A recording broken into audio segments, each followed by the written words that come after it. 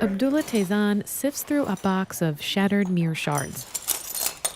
He's searching for the final shimmering touches to add to a sculpture shaped like a grand tree. Stacked slabs of an old stump covered in mosaic tiles make the trunk, and sticks of discarded wood bent at every angle make the branches. It's a pop of color and spark in a drab converted Encinitas barn. This tree has branches coming from it. They're not real, but the tree has life. It has a spirit.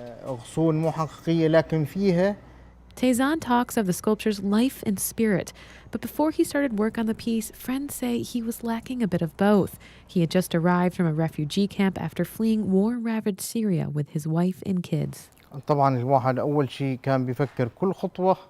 Of course, at the beginning, we think about every step and what will happen in the next step. The next step, for example, was arriving at the airport in Rome.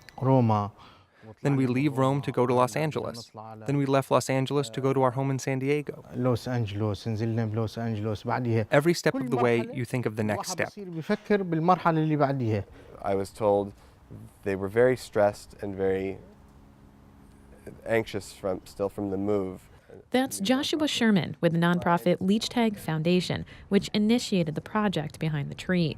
Sherman says the organization saw images of the refugee crisis and felt spurred to act. Knowing that the Jews just came out of this terrible Holocaust 70 years ago and wanting to say never again, we saw this was the opportunity to really say, this is a Jewish issue, to welcome the stranger and do what we can to save these lives.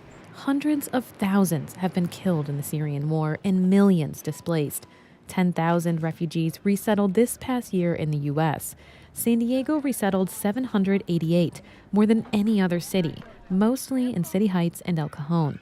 Israeli artist Raphael Lomas guided Tezan through the creative process. We reached him by Skype in Israel. The connection at times was a bit poor. He's facing so many challenges that I really felt that the best is to do and to allow energy to come out again after being in a refugee camp, unable to decide for himself small things. So here he could decide if he wants to do it like that, less color, more color, this plant, the other plant. Using only materials that they found, Lomas and Tezan constructed the sculpture together without speaking the same language. Sherman said they found unique ways to communicate when a translator wasn't on hand. Drill was, they had different sounds for each tool. Their countries, Syria and Israel, are technically in a state of war and have been for decades. But Lomas says that was easy to overcome. Our countries are enemy countries. It was the first Syrian human being I ever met. After meeting him, I'll be happy to meet many more.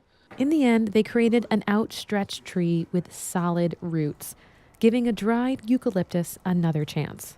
So I think the connection to a dead tree and trying to connect to roots in a foreign country, this is the way I interpret the work.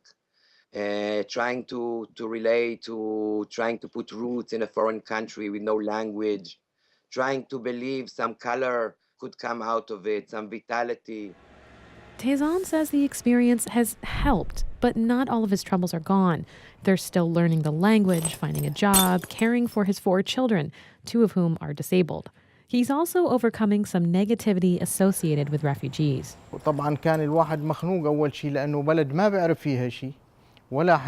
Of course, at the beginning, it was very difficult to adapt to this new life. We didn't know anyone here.